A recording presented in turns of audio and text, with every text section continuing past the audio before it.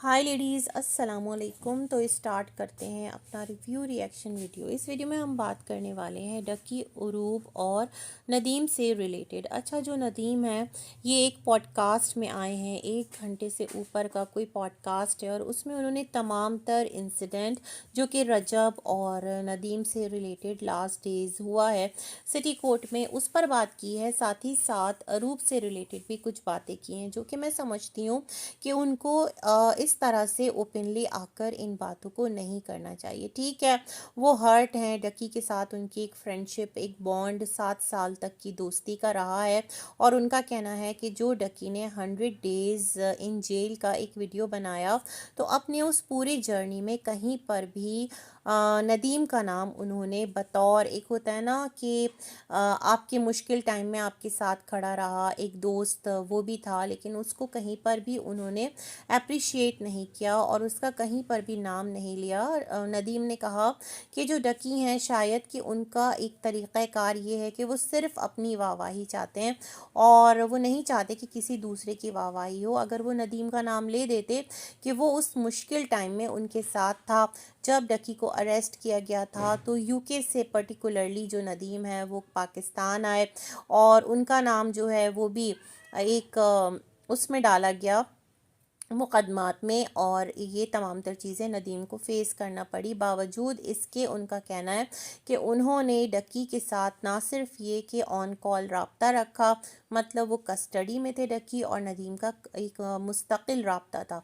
अगर हम इनका ये स्टेटमेंट सुनते हैं तो यहाँ से फिर डकी की जो कहानी है उस पर सवाल उठता है कि उनका तो कहना था कि अंदर उनके साथ बहुत टॉर्चर हो रहा था, बहुत प्रॉब्लम में थे वो, तो फिर जो नदीम है वो किस तरह टाइम एंड अगेन डकी से बात किया करते थे, डकी से राब्ता किया करते थे, और इतना ज़्यादा मतलब अंडर इन्वेस्टिगेशन डकी के होते हुए डेली बेसिस पर कैसे राब्ता पॉसिबल हो पा रहा था, है ना। क्योंकि जिस तरह नदीम ने बताया कि उन्होंने डकी के एब्सेंस में अरूब और डकी की वालदा को लीगल एड प्रोवाइड की, वकील दिया और कहा कि आप लोग जाइए, इनसे बात कीजिए, केस को ये देखेंगे, फॉलो अप करेंगे।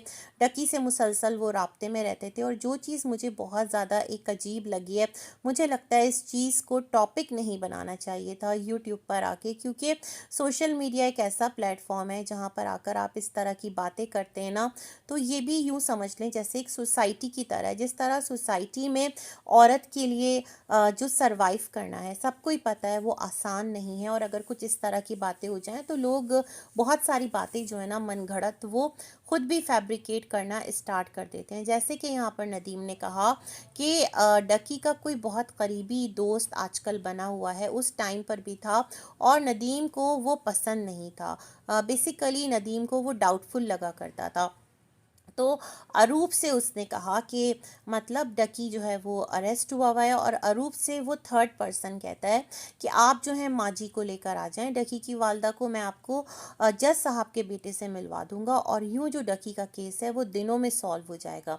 तो खैर डकी की जो वालदा हैं और अरूप ये लोग जाते हैं वहाँ पर। जो एक और थर्ड पर्सन जो कि डकी के घर आना जाना अरूप एंड फैमिली से सबसे एक उसकी बातचीत थी, जिसको कि वो बहुत डाउटफुल बता रहे हैं ना नदीम। तो उसने अरूप से कहा कि कार आप ड्राइव करेंगी, और अरूप बड़ी सीधी सी लड़की है, नदीम ने ये कहा, और बहनों की तरह है नदीम के लिए। तो ये तमाम तर सिलसिले चलते रहे। नदीम को जब पता चला तो उसने अरूप को सख्ती से मना किया, डकी को कॉल करके कहा कि वो सही इंसान नहीं है, आप अरूप को कहें कि उससे दूरी बनाए रखे, वो डाउटफुल है, मतलब ठीक नहीं है वो इंसान। तो खैर उसके बाद क्या था कि अरूप को वही जो थर्ड पर्सन है वो कॉल करता है और कहता है कि तुम जो है ना घर पर आ जाओ, मैं अकेला हूँ। अब जब इस तरह की बात होती है तो अरूप को कुछ समझ नहीं आता और वो नदीम को कॉल करती है। 16-17 कॉल्स नदीम के पास आई हुई होती है, और नदीम का कहना है कि वो रिसीव नहीं कर पाता, सो रहा होता है। जब उठता है तो देखता है इतने मिस्ड कॉल, और फिर कॉल बैक करता है तो अरूप कहती है आप ठीक कह रहे थे, इस तरह से उसने बोला है अरूप को। तो नदीम कहता है आप उसे फ़ौरन से पहले ना ब्लॉक कर दीजिए, मैंने तो आपको ऑलरेडी बता दिया था वो सही शख्स नहीं है।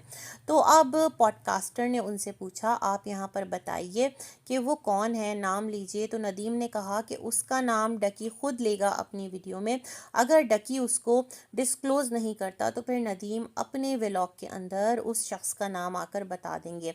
अब ये तमाम तर बातें देखें अभी तक किसी को भी नहीं पता थी, लेकिन नदीम के इस बात को पॉडकास्ट में करने के बाद ये एक टॉपिक स्टार्ट हो गया है। और इवन उस पॉडकास्ट के नीचे भी नदीम का पिंड कमेंट है, जहाँ पर नदीम ने लिखा है कि कोई भी बिग ब्रदर नहीं था, ये डकी ने एक फैब्रिकेटेड स्टोरी बनाई है। बेसिकली डकी के साथ बहुत सारे लोग हेल्प के लिए खड़े थे, जैसे कि अरीब था, नदीम और भी बहुत सारे लोग हैं जिन्होंने हेल्प की है इस पूरे फेज़ के दौरान, इस पूरे पीरियड के दौरान। खैर जी, ये उनकी एक अप्रोच है, लेकिन मुझे लगता है कि आप चाहे जितना भी हर्ट क्यों ना हो, जाहिर सी बात है जब दोस्त हैं और दोस्त के लिए आप बहुत कुछ करते हैं और फिर दोस्त की तरफ से आपको वो रिस्पॉन्स नहीं मिलता, तो फिर हर्ट तो इंसान होता है।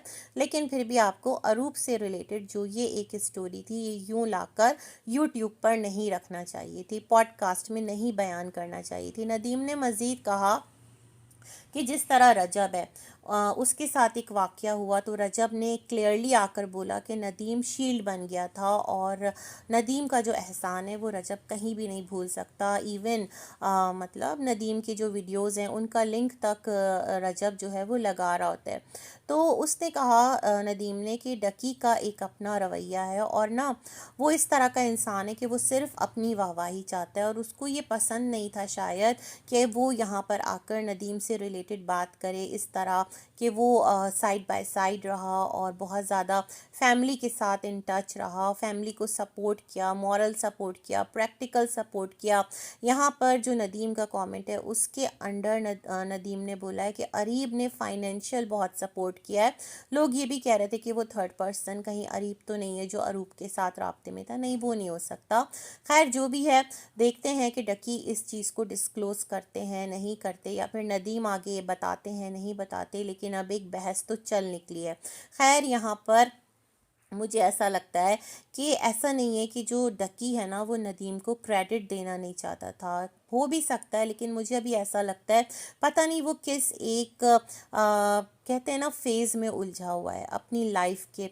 अल्लाह जाने क्या क्या प्रॉब्लम्स हैं जो उसको प्रैक्टिकली फ़ेस करना पड़ रही है। अभी डकी और अरूप पर फ़र्द जुर्म आयद होगा, उन पर केस चलेगा, हियरिंग्स होंगी, और अरूप को भी ये तमाम तर जो चीज़ें हैं वो फेस करना पड़ रही हैं। सेम जो मुकदमा है उसमें नदीम, रजब, ये तमाम तर लोग भी नॉमिनेटेड हैं, तो ये भी कोर्ट्स में मतलब 6 को पेश होंगे। तो मतलब इनका भी जो प्रॉपर एक इन्वेस्टिगेशन है उसको ये ज्वाइन करेंगे, जो भी एक ऐप थी। ये तमाम तर सिलसिले हैं, तो लेट्स सी उसका क्या है। लेकिन साथ ही साथ जो डकी है उनके चैनल के हवाले से भी एक यहाँ पर न्यूज़ चल रही है कि जो उनका यूट्यूब चैनल है वो ख़तरे में है, क्योंकि वो चैनल बेसिकली जो इदारे हैं उनकी तहवील में है। और डकी ने अपने वीडियो में ख़ुद बताया था कि वो एडिटर अकाउंट से अपना चैनल अपलोड और ये तमाम तर चीज़ें जो वीडियोज़ हैं वो कर रहे हैं। मतलब वो वीडियो तो अपलोड कर सकते हैं, इसके अलावा उनको एक लिमिटेड एक्सेस हासिल है एडिटर अकाउंट के थ्रू। तो अदालत ने यही उनसे एक इस्तफसार किया, उनसे बोला कि जो आपका चैनल है वो तो इदारों की तहवील में, तो आप बिना परमिशन कैसे उसको ऑपरेट कर रहे हैं। आपको एक एप्लीकेशन आगे मूव करना चाहिए थी और आपको कोर्ट से इजाज़त लेना चाहिए थी। अदरवाइज़ अगर आप कोर्ट से इजाज़त नहीं लेते और विदाउट परमिशन एडिटर अकाउंट से अपना चैनल चलाते हैं, तो इसके एक कहते हैं ना नतीजे में आप अरेस्ट भी हो सकते हैं, आपका जो चैनल है वो फ्रीज़ भी हो सकता है। तो मुझे ऐसा लगता है कि डकी जो है वो ऑलरेडी बहुत सारी प्रॉब्लम्स में है। अगर मैं रजब को देखूँ और डकी को देखूँ, तो रजब के साथ देखें उनकी जो अपनी फैमिली है ना वो भी बहुत एक स्ट्रॉन्ग है। मतलब उनकी माँ, उनके बाप और दीगर जो उनके इतने सारे दोस्त अहबाब हैं, और साथ में बहन है, बहनोई है। जबकि डकी के केस में ऐसा नहीं है। पता नहीं अरूप की जो फैमिली है वो कहाँ है। मैं ये तमाम तर चीज़ें देख रही थी, सुन रही थी, तो वहीं पर कमेंट्स थे कि इस टाइम पर जो डकी के बाकी रिश्तेदार हैं या अरूप के रिश्तेदार हैं वो तमाम के तमाम किधर थे, उनका क्या रोल था। बट ये एक सैड रियलिटी है कि जब आपके ऊपर डिफ़िकल्ट या टफ टाइम आता है तो सबसे पहले आपका साया आपका साथ छोड़ता है। तो डोंट नो ये जो फैमिली है डकी की वो किस फेस से गुजर रही है। साथ ही साथ जो पॉडकास्टर हैं उन्होंने कहा कि उन्होंने डकी को इनवाइट किया था पॉडकास्ट के लिए, बट शायद कि मुझे सुनने में ऐसा ही लगा है कि जो डकी है उन्होंने ये डिमांड रखी कि अगर आप उनका इंटरव्यू लेना चाहते हैं तो उसके लिए आपको डकी को पे करना पड़ेगा। तो जो पॉडकास्टर हैं उन्होंने कहा कि मैं सॉरी, इस तरह से कोई भी जो अपनी स्टोरी सेल करना चाहे ना तो मैं उसको अप्रिशिएट नहीं करता। लेकिन मैं सोचती हूँ यहाँ पर थोड़ा सा आपको ख़ुद को ना एक एम्पैथी होनी चाहिए थी और ख़ुद को डकी की जगह रख कर सोचते कि डकी जिसका तमामतर जो एक अकाउंट है फ्रीज़ है, पैसों से वो प्रॉब्लम में है, उसको अपनी जो भी लाइफ है उसको गुजारने के लिए पैसों की नीड भी है। तो अगरचे कि आप उसका एक इंटरव्यू करके ख़ुद रेवेन्यू जनरेट करेंगे, ऐसा है ना, वो आपके चैनल पर आता, आपके पॉडकास्ट पर आता, उस पर एड्स चलते, घंटा 1.5 घंटा की पॉडकास्ट होती, तो अगर आप उसको भी कुछ पे कर देते जो वो डिमांड कर रहा था तो मेरे ख्याल में कोई घाटे का सौदा नहीं था और किसी की हेल्प हो जाती। मतलब हम लोग इस तनाजुर में क्यों नहीं देखते और सिर्फ हर चीज़ को एक वो बना लेते हैं कि वो अपनी स्टोरी सेल कर रहा है। भाई उसको नीड भी तो है इस टाइम। देखिए उसके साथ उसके पेरेंट्स हैं, उसकी वाइफ है, उसको अभी केसेस को फेस करना है, जो वकला हैं उनकी फ़ीस देना है, तो बहुत सारे मसाइल उसके साथ है। ज़ाहिर सी बात है उसको फिर उन तमाम तर चीज़ों को देखने के लिए अर्निंग भी तो करना है। उसका चैनल ख़ुद एक प्रॉब्लम में है। तो खैर ये तमाम तर सिनेरियो रहा। अब देखते हैं कि जो नदीम है वो अपने व्लॉग में आकर उस शख्स का नाम कि जिसने अरूप को इस तरह से ट्रैप करने की कोशिश की, वो तो शुक्र अल्हम्दुलिल्लाह कि अरूप जो है वो बच गई।